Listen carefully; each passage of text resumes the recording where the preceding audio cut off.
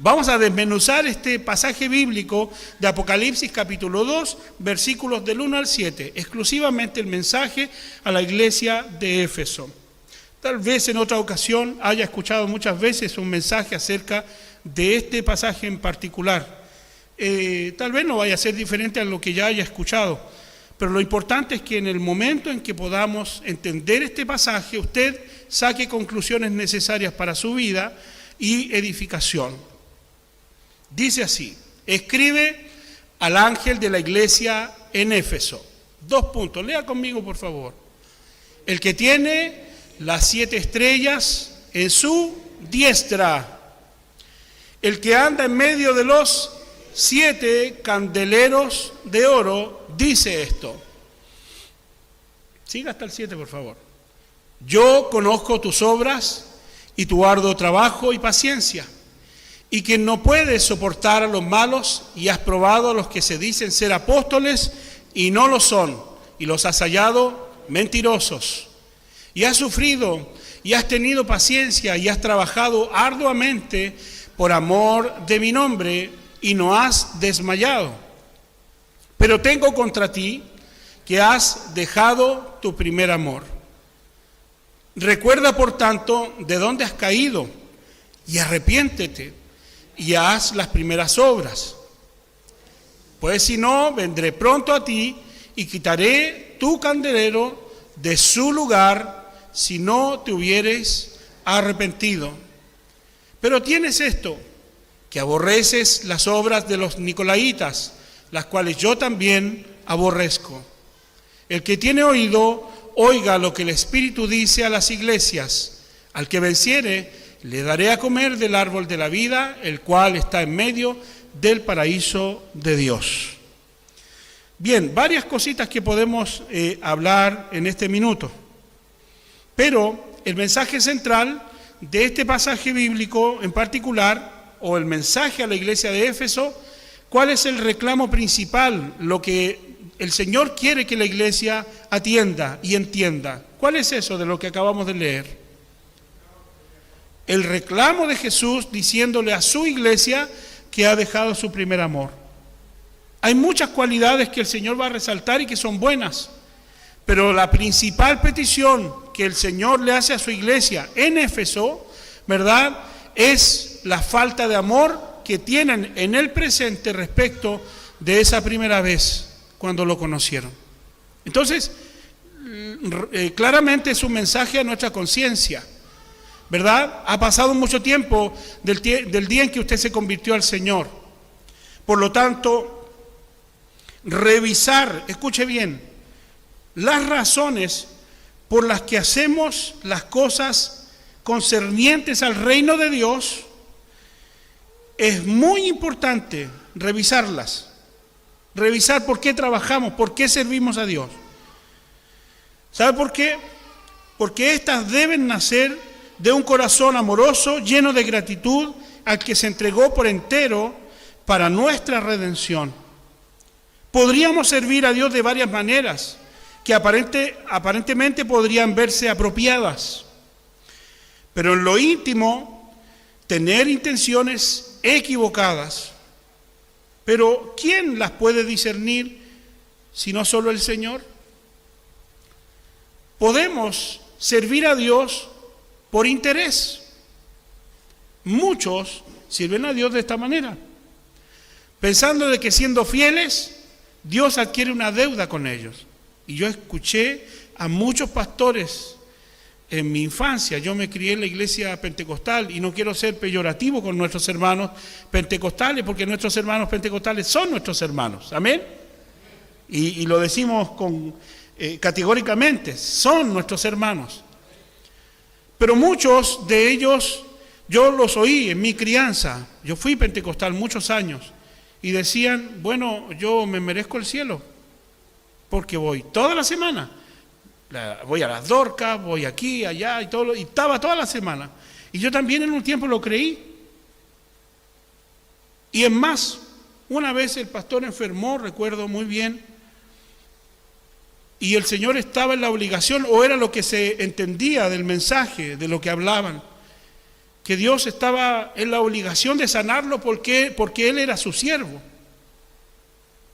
Cuando en verdad a Pablo se le dijo, bástate mi gracia, después de que él pidió 3 veces fervientemente que su enfermedad se fuera y no se fue. Por lo tanto, cuando estamos frente a las Escrituras y a la cosmovisión de lo que la Escritura quiere decir cuando servimos a Dios, el componente del amor debe ser el principal cuando estamos conscientes de que servimos a Dios y no a una empresa, y no al hombre, ni a un pastor, ni a una congregación, porque simplemente tengo la obligación de hacerlo. Podría servir mecánicamente, por ejemplo. ¿Cuándo es eso? Cuando se recibe un salario. Y cuando aquel que dice que sirve al Señor recibe un salario, hace más, poco o mucho, de acuerdo a lo que le pagan. Y podría decir, no, si aquí en la iglesia el sueldo no está muy bueno, así que hay que estar hasta ahí nomás. Oiga, si alguien dice eso, y mayormente el pastor, bueno, ¿para qué está ahí pues? Porque aquí estamos funcionando por amor al Señor con las razones que deben ser las apropiadas y no razones equivocadas.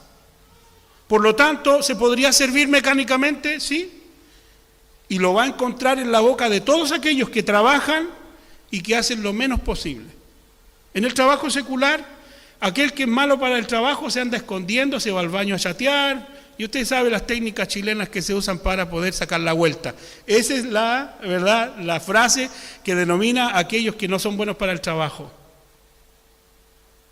Y se sirve de esa manera en el trabajo, pero de esa manera en la iglesia y en la obra del Señor puede aparentar que usted es un buen servidor, que yo soy un buen servidor, pero el que lee el corazón y la motivación de por qué y cómo sirve es el Señor. Y ahí no hay nada que hacer. Y ahí es donde resalta la pregunta, pero tengo contra ti. Porque es algo íntimo, tan íntimo, que cuando el Señor ve el corazón, ve la motivación real que hay en tu corazón para saber qué es lo que estás haciendo y si lo haces bien o mal desde su perspectiva. Él tiene la perspectiva correcta. Se puede servir también mecánicamente diciendo porque no hay nadie más que lo haga, pues hermano, así que me tocó a mí nomás, pues, ¿qué le vamos a hacer? ¿Ha escuchado esta frase? Hermano, no lo haga. No es la motivación correcta. También puede decir, bueno, porque siento que me pertenece ese lugar, es decir, me siento dueño de lo que hago y nadie más se meta porque me toca a mí nomás. Segundo, también se puede servir para ser visto, ¿verdad? Me importa mucho servir para mostrar mis destrezas o estar activo como señal de espiritualidad. También esa es una motivación incorrecta. ¿Por qué no se sirve para ser visto?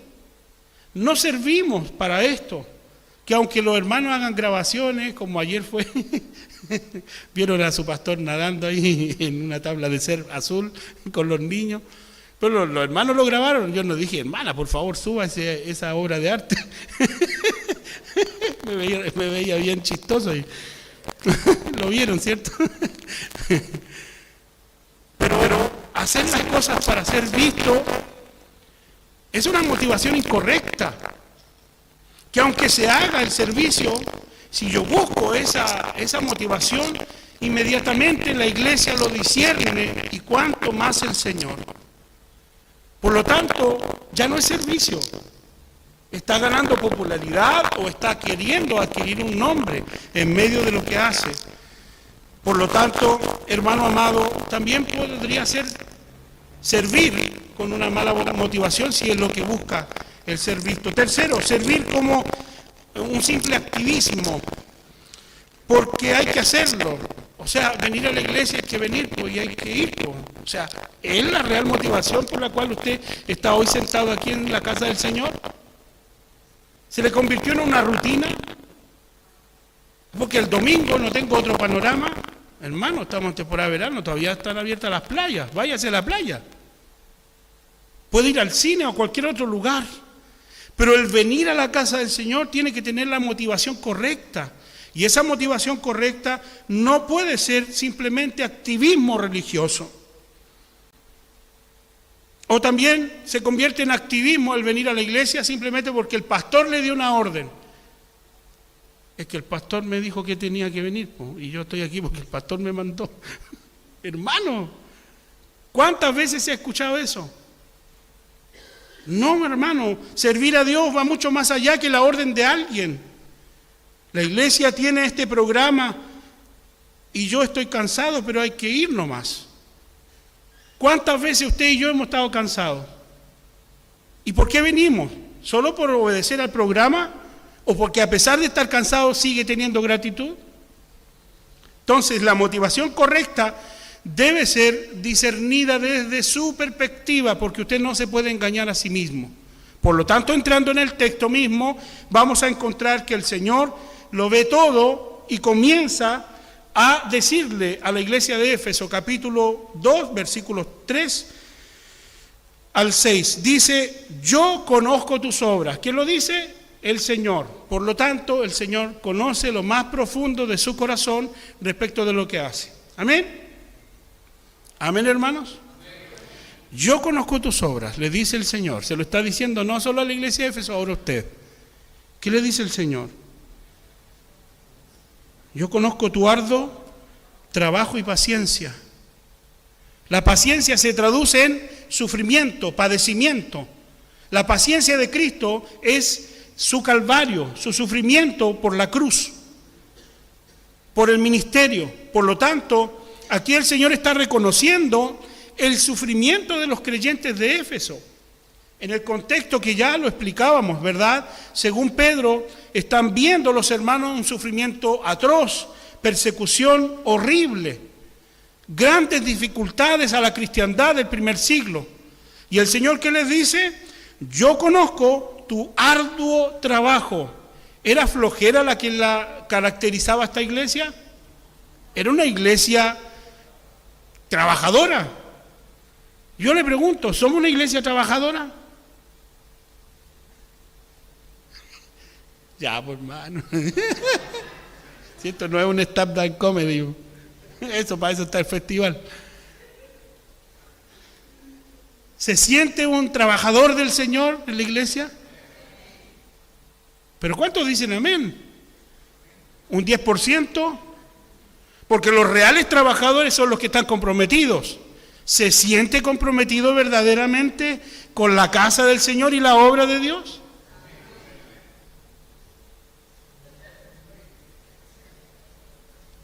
El Señor es consciente de tu arduo trabajo. El arduo trabajo tiene que ver con estar dispuesto, pero también disponible y hacer la asignación a la que me han encomendado. Yo he visto, y perdona que la saco todos los domingos a la hermana Ignacia, es mi comodín. Pero hermano, Ignacia tiene una disposición tremenda para tocar el instrumento. Y cualquier pianista podría venir y decir, es que el hermano no le pega mucho. Pero la disposición hace la diferencia. Y su amor por alabar al Señor hace la diferencia. Ha venido días muy enferma y muy enferma, pero ha estado ahí y a lo mejor nadie se ha enterado de las dificultades que ella tiene de salud, pero está ahí. Y es admirable. Hermana Ignacia, permítame honrarla en público, aquí en la iglesia, en la casa del Señor. Pero se imagina, a pesar de este reconocimiento público, se oyera una voz de repente y dice, pero tengo contra ti. Y no solo por ella, sino por todos. Examínese, hermano. Examínate tu servicio al Señor. No te canses de hacer la obra de Dios. Tu arduo trabajo tiene que ir más allá de las fuerzas físicas. El arduo trabajo se ve en cómo un creyente se compromete con su vida, con sus bienes, con todo la obra del Señor. ¿Usted cree que Pablo en sus viajes misioneros llegaba como nosotros, agarramos un avión y estamos en 2 horas en otro país incluso? Yo imagino la cantidad de kilómetros que tuvieron que atravesar, calores que tuvieron que soportar y dificultades del camino, de ladrones, de peligros, incluso de serpientes, de picaduras de serpientes, de naufragios, dice el apóstol Pablo. Todo para completar la tarea. ¿Y cuál era la tarea? Hacer conocido a Cristo donde nunca se hubiese predicado. Esa pasión por servir a Dios la tenía la iglesia de Éfeso. Por predicar a Cristo la tenía, un arduo trabajo y paciencia. Es decir, además se agregaba a lo que ellos sentían por Dios y por el Evangelio, un amor profundo que los hacía incluso arriesgarse hasta la muerte, sufrir, tener paciencia. Pero ¿por qué entonces el Señor le hace el reclamo si era una iglesia tan comprometida? Y es porque la motivación del corazón es la que puede equivocarse.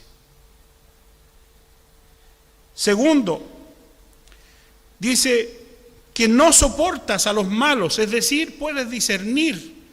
La iglesia puede examinar y ver entre ellos si hay algún hermano malo y no lo soportan, lo resisten.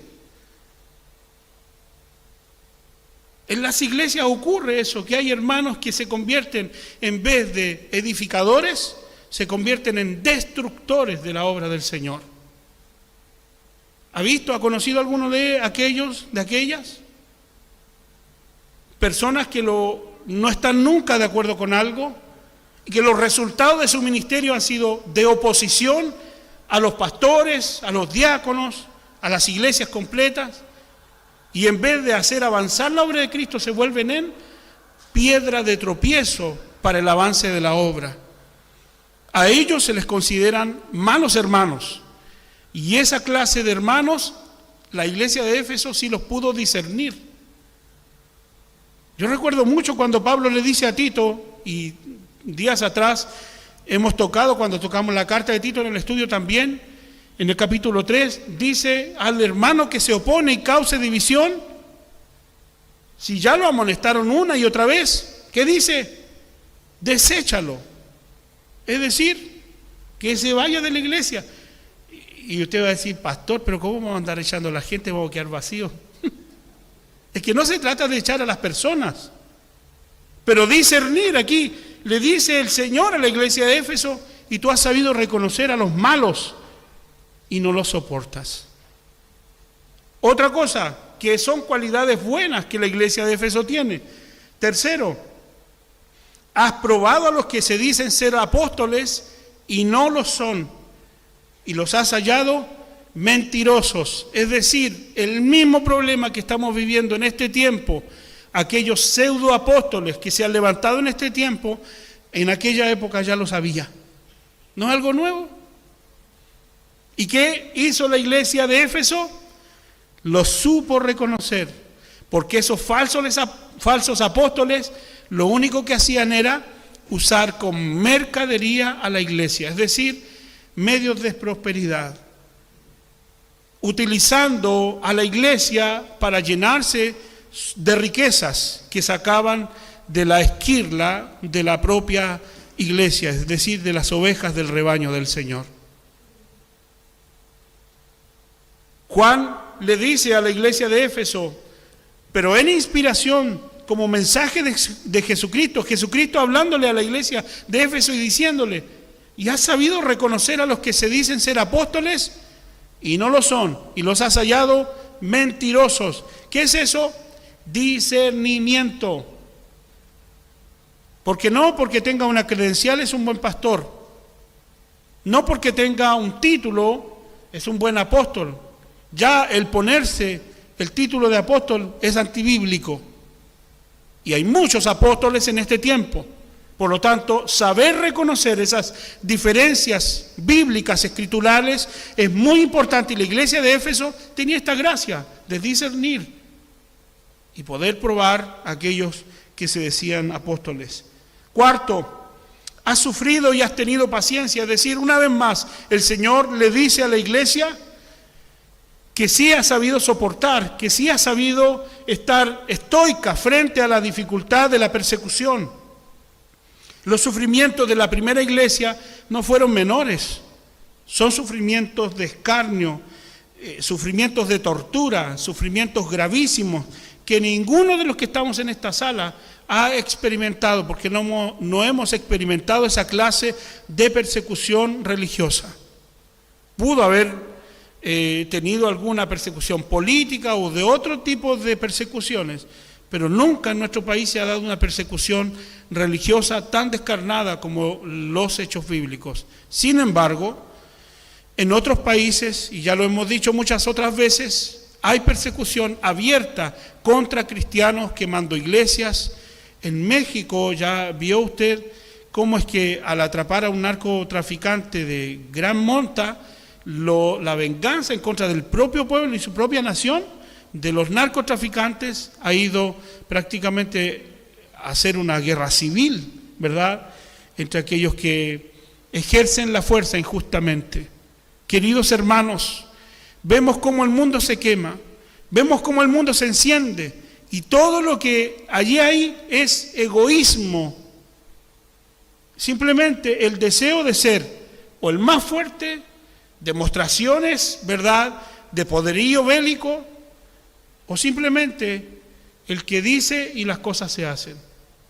Sin embargo, Dios está por sobre aquellas cosas. Él conoce su sufrimiento, mi sufrimiento y mi paciencia por el Evangelio como su paciencia. ¿Cuánto ha tenido que soportar por ser hijo de Dios, por ser hija de Dios? En buena hora soportamos la aflicción y la dificultad cuando se trata por amor a Cristo. Quinto, has trabajado arduamente por amor de mi nombre. ¿Usted trabaja por amor del nombre del Señor? ¿Lo que hace, lo hace para honrar al Señor? ¿Lo que está dedicando, verdad, su tiempo, su servicio al Señor, lo hace para glorificar a Cristo? Si es así, en buena hora y gloria al Señor. Sexto, no has desmayado.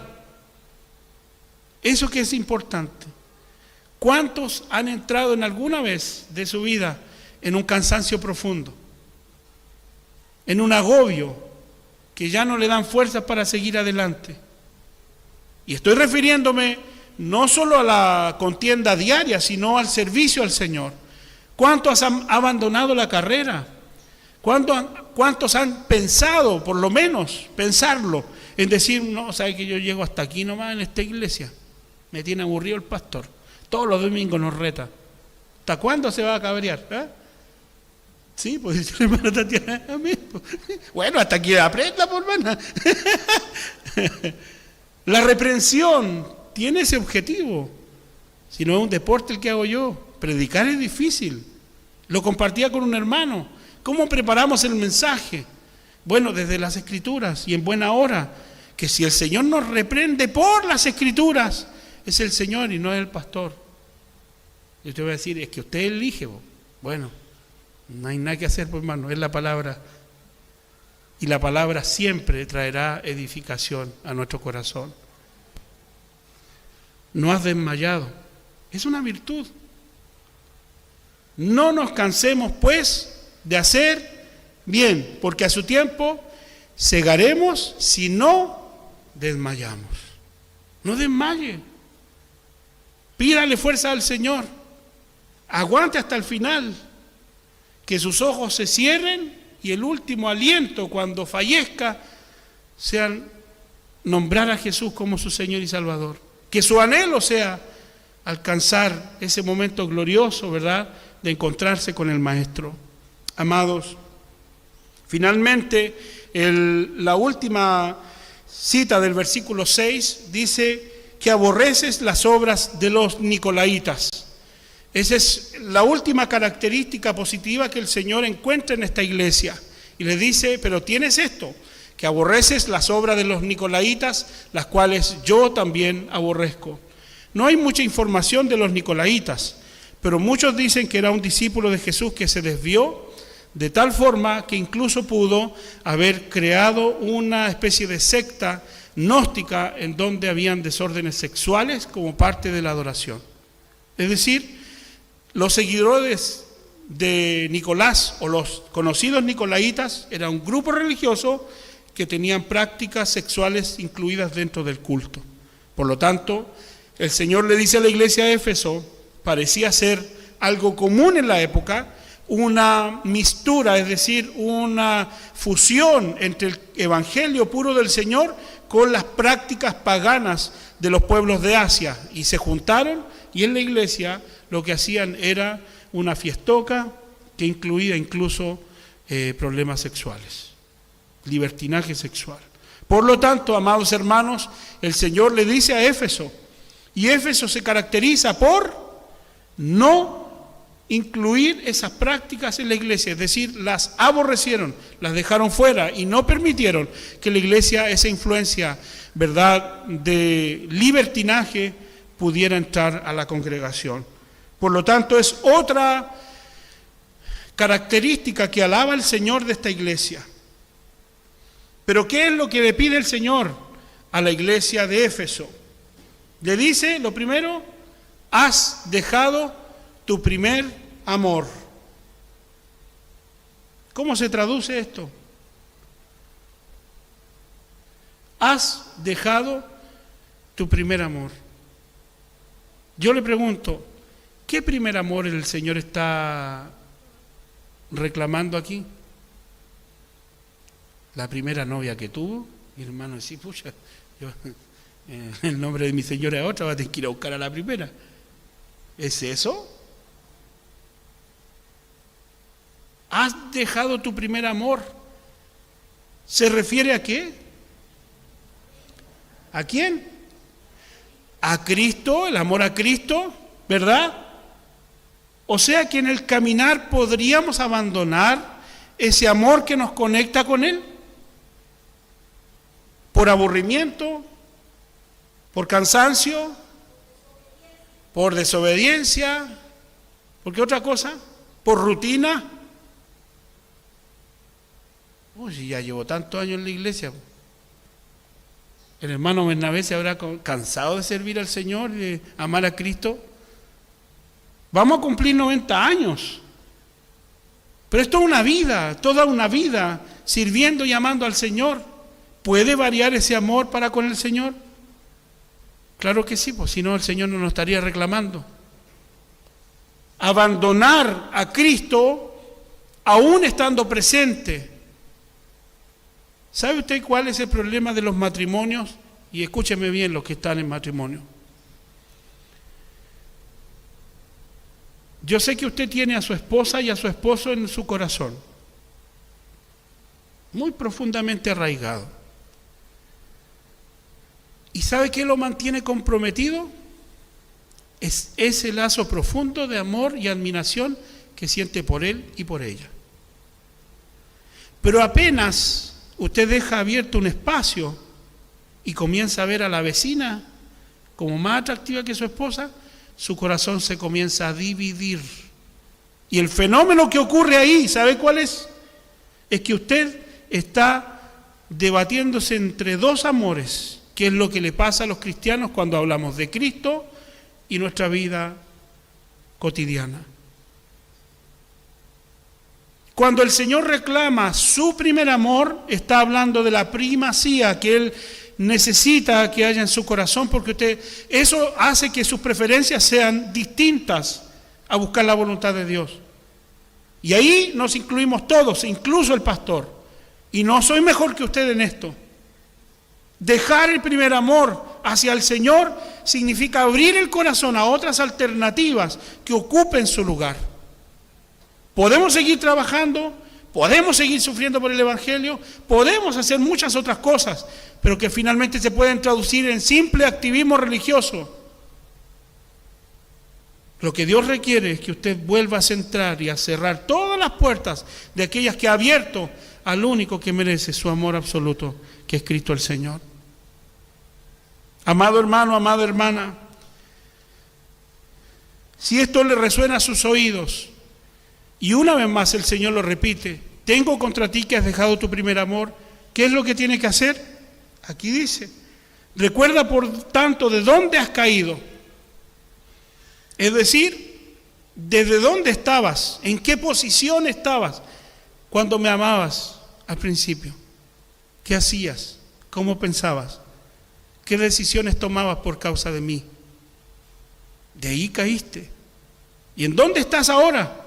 Bueno, ese es el punto. La pregunta es personal, la respuesta también lo es. ¿Hay una posición desde donde yo me he mantenido o caí en mi compromiso para con el Señor? Esa respuesta es suya. ¿Se siente agobiado ya de venir a la iglesia, hermano, todos los domingos? ¿Sabe que ya estoy medio cansado? Y escuchar al mismo pastor todos los domingos, ya me cansó la voz del pastor Leo. Pero de Cristo, ¿se ha cansado del Señor ya? ¿Cuál es la recomendación? Arrepiéntete y haz las primeras obras. Recuerde usted cómo servía al Señor antes, en aquel tiempo. Es decir, que ya no estoy joven. Katy y yo somos relativamente jóvenes, pero ayer nos dimos cuenta que lo que hacíamos con los niños en clases 20 años atrás, ahora no es lo mismo. Ayer quedé casi contracturado y tuve que ir a tomar un descanso. Hermanos, las primeras obras son todas aquellas decisiones que usted tomó cuando conoció al Señor. Su compromiso de amor, de querer estar en todas con el Señor. No era activismo religioso, era amor por Cristo. Recobre ese amor.